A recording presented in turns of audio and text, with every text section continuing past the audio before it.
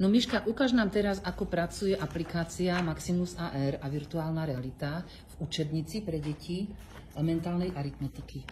Tak, fyzická učebnica, kde je vždy nejaký takýto obrázoček, ktorý keď nasnímame, tak sa zobrazí Maximusové rúčky a už nám ukazuje, ako máme narábať s abakusom, ako držíme ceruzku a následne zapíšeme, čiže držanie ceruzky. Zase nasnímame iný obrázok a ukazujeme číslo 1 na abakuse. Ako deti povedali, abakusujeme.